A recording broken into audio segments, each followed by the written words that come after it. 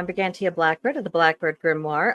Welcome to Wicca 3 Seasonal Witchkeeping, the very last of our series, and I might add the second to last class in the Wicca 303 series, which is bringing to an end a 3-year teaching project. So, big event, very excited for this. As you can see, I found a very pretty autumn mood board that everything about it just said Mabon to me. Autumn, happiness, the return of the best time of the year, all the things that I'm excited about and have been looking forward to for so long. So, as per usual, we have 5 bullet points for you just to kind of keep in mind, things to maybe do and experiment with, so that you can make the oncoming season, very meaningful to you. And the first, of course, is get ready to cozy up your home.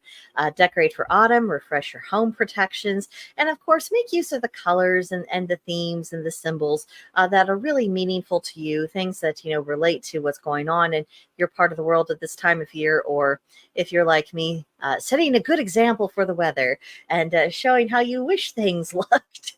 I try to keep fairly in tune with my surroundings throughout the whole year, but there are 2 exceptions, and they come in March and they come in September. And it's just, I am done with the weather. In March, I am done with winter. Bring on the daffodils. And if I don't have daffodils outside, I will have fake daffodils in my house. And in autumn, it's bring me those turning leaves. Give me the coat, give me the chili. And if the weather isn't accommodating, well, I have decorations that I hope will encourage it to go in that direction. So whatever you're doing, make sure that it is really resonating with you, and that it's giving you the kind of feeling that you want to have at this time of year. Next up is studying the lore of seasonal deities, particularly those who are connected with descending down into the underworld. There we have a lot of different stories regarding that. So that could be a point of focus for you going forward about, what's going on mythologically. What is the symbolism of that? Getting underneath the surface of these myths, and not just having, kind of the standard issue, surface level interpretation, but really going deep and thinking about all of it and thinking about all the components of the story, because the more you look at them, the more you find to dissect, and that can be really quite enriching. And then, of course, prepare for winter. It is that time, and of course, once we get past September and Mabon, then it's Samhain season. And then after that in the United States, we have Thanksgiving. And then after that, it's Yule season. And then before we know it, the calendar's turning and it's going to be 2025. So this is really the time to kick it up into high gear and make sure that you and your household are as well situated as what you possibly can be for those cold months. And of course, go outside. Enjoy the transition of the season. Soak up all of those energies. I mean, everything is getting a lot louder. You're having the last explosion of life. You're starting to have a lot of murmurings and rumblings and rovings about from the other side of the veil. There's so much going on. There's a reason why so many witches at this time of year start getting a little bit giddy, almost like school kids, because everything is so alive, and it's feeding into our own energy systems, and especially for those of us for whom summer isn't really our favorite season, and we might feel a little bit drained. There's something about getting into this time of year to where it's almost a 180. All the energy that we lost, it is suddenly being restored. We're getting excess amount of energy. We're taking on so many projects, we're doing so many things, and we're feeling really great while we're doing them.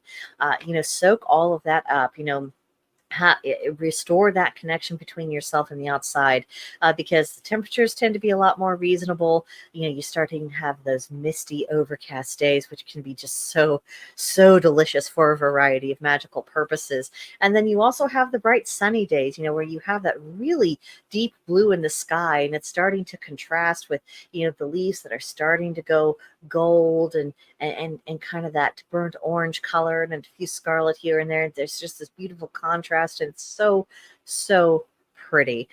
So absolutely make the most of that. And then, of course, once we get to the autumn equinox, celebrate it. Celebrate Mabon. Celebrate, the return of Persephone going down to Hades in the underworld. What else?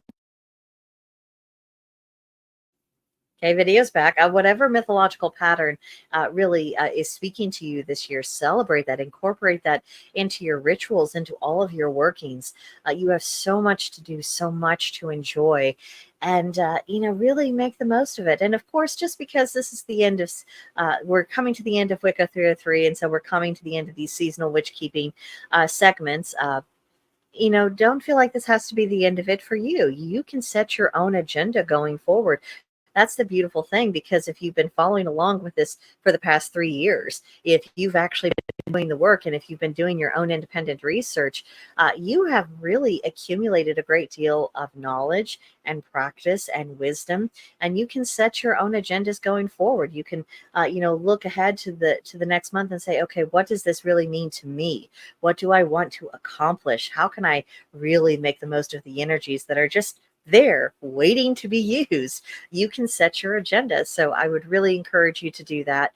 And of course, I would also encourage you to come back next week for our final class. It's a, part congratulation, part, last few words of advice, and a part just graduation. So I'm really looking forward to making that video. I hope when it posts next week that you enjoy it as well. And it's been a really fun journey. It's been very very instructive for me.